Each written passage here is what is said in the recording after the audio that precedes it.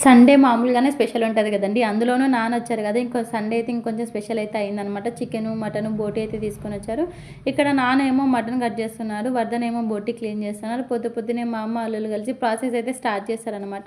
ఇంకా ఇవి 2 తినను కాబట్టి నా కోసం చికెన్ అయితే తీసుకొనొచ్చారు. నేనైతే చికెన్ చేస్తున్నాను. యాక్చువల్‌గా మా సైడ్ ఏంటంటే అండి నెత్రపొడి అంటామనమాట. తెలంగాణ సైడ్ బోటి అంటారు. పేర్లు వేరైనా పదార్థం ఒకటే కదండీ! అంటే చేసే విధానాలు వేరుంటాయిలే. ఒక్కొక్కరు ఒక్కొక్క స్టైల్‌లో చేస్తారు కదా! అట్లాగా. నాకైతే నెత్రపొడి చేసేది రాదనమాట. మా నాన్నకొచ్చు. అందుకే నేను చేస్తాలే నువ్వైతే ఫస్ట్ చికెన్ చేసుకో అనంటే, నేనేమో చికెన్ చేస్తా ఉన్నాననమాట. ఇంకా బోటికి చాలా క్లీనింగ్ ప్రాసెస్ చాలా ఎక్కువుంటది కదా! సో, వాళ్ళైతే అది ప్రాసెస్ చేస్తున్నారు.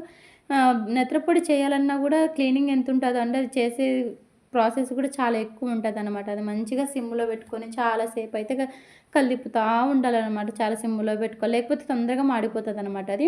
ఇంకా అమ్మకు గూడా కాల్ చేశాననమాట. "నువ్వు గూడా రావచ్చు గదా! అమ్మ" అంటే సర్లే నేను మధ్యాహ్నం వస్తాలే అని చెప్పిందనమాట. ఇంకా మధ్యాహ్నం గదా వచ్చేదమ్మ, మధ్యాహ్నం తిరువాతన్నా మటన్ చేసుకుందాంలే అనేసి మేమేమో నెత్రపొడి, చికెను, రాగి సంగటి చేసుకుందాంలే అనేసి ప్రాసెస్ అయితే ఇట్లా చేసుకుంటున్నా ఉన్నామనమాట. మా నాన్న మంచిగానే చేస్తాడనమాట.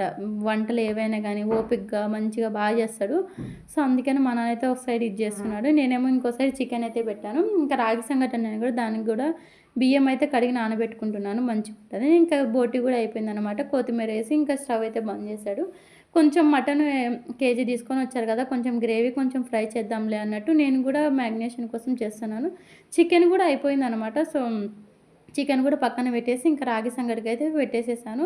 ఇక్కడ మటన్ చేస్తానన్నాను గదా! మటన్ మ్యాగ్నేషన్ అయితే చేస్తున్నాననమాట. ఒక సైడ్ చికెను పులుసు కోసం, ఇంకో సైడ్ చికెన్ ఫ్రై కోసం. నాన్న వాళ్ళ సైడ్ ఏంటంటే రాగి సంగటి ఖచ్చితంగా ఉంటది. కంపల్సరీ రోజుకొక్కసారైనా మేము తినేవాళ్ళం. మాకు మంచిగా అనిపిస్తదనమాట.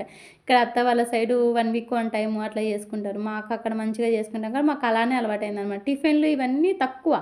మేము స్కూల్‌కెళ్ళే టైంలో అయినా గూడా సరే, మేము టిఫిన్‌లు అవన్నీ గాదు. 3 పూట్ల అన్నమే ఉండేది. కానీ నైట్‌కి ఒక్కసారైనా అట్‌లీస్ట్ సంగటి అనేది కంపల్సరీగా ఉండేది. అందుకని మనకి సంగటి అనేది మాకు బాగా అలవాటనమాట.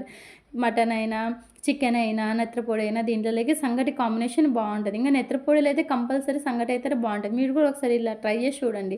బావుంటది. మీకేమైనా ఇంకా వంటలు కావాలన్నా నాకు చెప్పండనమాట. మేమైతే మీకు మంచిగా చేసి అయితే చూపిస్తాము.